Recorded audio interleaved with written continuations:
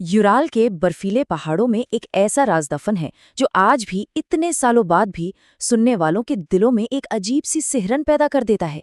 सोचिए, 9 बहुत ही तजुर्बेकार पर्वतारोही -30 डिग्री सेल्सियस के तापमान में अपने ही टेंट को अंदर से फाड़कर मौत की तरफ क्यों भागे। तो चलिए आज इसी जमी हुई पहेली की परतें खोलने की कोशिश करते हैं। कहानी की शुरुआत होती है एक बहुत पुरानी चेतावनी से। उस इलाके के जो मूल निवासी हैं, मानसी लोग, वो इस पहाड़ को सिर्फ पहाड़ नहीं मानते। वो इसे कहते हैं मृतकों का पहाड़। उनका मानना है कि ये जगह आत्माओं का घर है। अब जरा इन बातों पर गौर कीजिए। ये वो पहेलियां हैं जो किसी भी एक थ्योरी में फिट ही नहीं होती।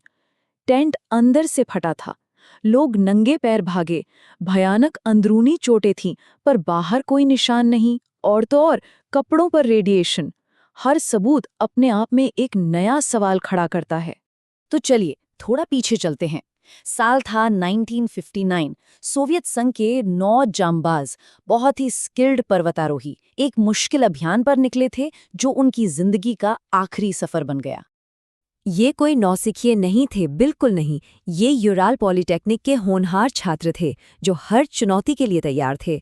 उनका लीडर इगोर डयाटलोव सिर्फ 23 साल का था। ये वो चेहरे हैं जो उस भयानक रात का हिस्सा बने। ये टाइमलाइन दिखाती है कि सब कुछ कितनी तेजी से हुआ। 27 जनवरी को सब ठीक था, सफर शुरू हुआ। 1 फरवरी की वो रात, और उसके बाद बस खामोशी। हफ्तों बाद जब खोज करने वाली टीम वहां पहुंची तो उन्हें जो मिला वो किसी बुरे सपने जैसा था। तो इतने सालों की अटकलों के बाद आखिर में जांचकर्ताओं ने एक ऑफिशियल नतीजा निकाला। उनका मानना था कि इसका जवाब किसी रहस्यमयी घटना में नहीं बल्कि साइंस में छुपा है। तो ये स्लैब एवलांच होता क्या है? इसे ऐसे समझिए कि बर्फ की एक बहुत बड़ी ठोस चादर अचानक टूटकर ढलान से नीचे खिसकने लगे। ये बेहद तेज और खतरनाक होता है और अक्सर बिना किसी चेतावनी के आता है। तो 2020 की जो जांच हुई उसके हिसाब से कहानी कुछ ऐसी बनती है। घबराहट, जान बचाने की एक बेतहाशा कोशिश, और आखिर में प्रकृति का कहर। ये सुनने में तो एक लॉजिकल वजह लगती है ना? एक दुखद हादसा। पर क्या सच में यही पूरी कहानी है?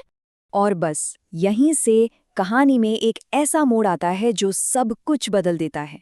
क्योंकि अगर ये सिर्फ एक एवलांच था तो फिर उन सबूतों का क्या जो इस सीधी सादी कहानी को पूरी तरह से नकारते हैं। तो अब जरा उन सबूतों पर नजर डालते हैं जो इस ऑफिशियल कहानी पर गहरे सवाल खड़े करते हैं। देखिए, मरने वालों के 2 ग्रुप्स थे। कुछ की मौत तो साफ तौर पर ठंड से हुई, हाइपोथर्मिया से, लेकिन दूसरों की कहानी बिल्कुल अलग थी। उन्हें ऐसी भयानक अंदरूनी चोटें थीं जैसे उन्हें किसी तेज रफ्तार गाड़ी ने टक्कर मारी हो, पर उनके शरीर पर बाहर एक खरोच तक नहीं थी। और शायद यही इस केस का सबसे बड़ा, सबसे परेशान करने वाला सवाल है। जो पैरों के निशान बर्फ में मिले, वो घबराहट में भागने वालों के नहीं थे। वो बिल्कुल शांत थे, एक लाइन में, जैसे वो किसी का पीछा कर रहे हों या किसी से दूर जा रहे हों, लेकिन भाग नहीं रहे थे। तो हमारे पास क्या है? ऐसी अंदरूनी चोटें जो किसी प्रेशर वेव से आती हैं, कपड़ों पर रेडिएशन, और वो अजीब शांत कदमों के निशान। एवलांच थ्योरी इनमें से किसी भी बात का जवाब नहीं दे पाती। तो फिर हुआ क्या था उस रात? और यहीं से एक और कहीं ज्यादा चौंकाने वाली थियरी सामने आती है कि वो 9 हाइकर्स गलत समय पर गलत जगह पर थे, और उन्होंने शायद कुछ ऐसा देख लिया था जो उन्हें कभी नहीं देखना चाहिए था। अब इन बातों को एक साथ रखकर देखिए। आसमान में चमकती हुई रहस्यमयी गेंदें, जांच का अचानक बंद हो जाना और फाइलों को दशकों तक सील कर देना।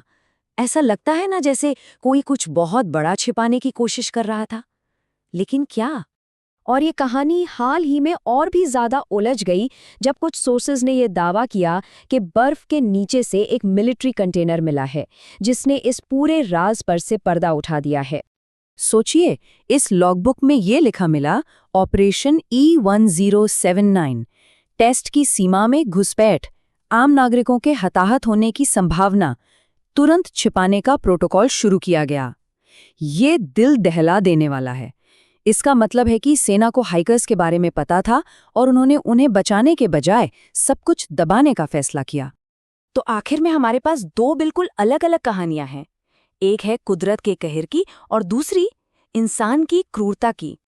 एक तरफ है एक प्राकृतिक आपदा, एक भयानक लेकिन सीधा साधा हादसा, और दूसरी तरफ है एक गहरी साजिश, एक ऐसा राज जिसके लिए 9 बेगुनाह लोगों को कुर्बान कर दिया गया। और मुश्किल ये है कि दोनों ही कहानियों के पक्ष में सबूत मौजूद हैं। शायद कुछ राज राज रहने के लिए ही होते हैं। हो सकता है हमें इसका एक सीधा जवाब कभी न मिले। डियाटलॉव पास की घटना हमें बस ये याद दिलाती है कि इस दुनिया में ऐसी ताकतें हैं जिन्हें हम शायद कभी पूरी तरह नहीं समझ पाएंगे। और ये कहानी हमें इसी एक सवाल के साथ छोड़ जाती है, वो शांत कदम, अगर वो घबराहट में नहीं थे तो वे किसकी तरफ बढ़ रहे थे और क्यों? ये एक ऐसा सवाल है जिसका जवाब शायद हमेशा के लिए उसी बर्फ में दफन रहेगा।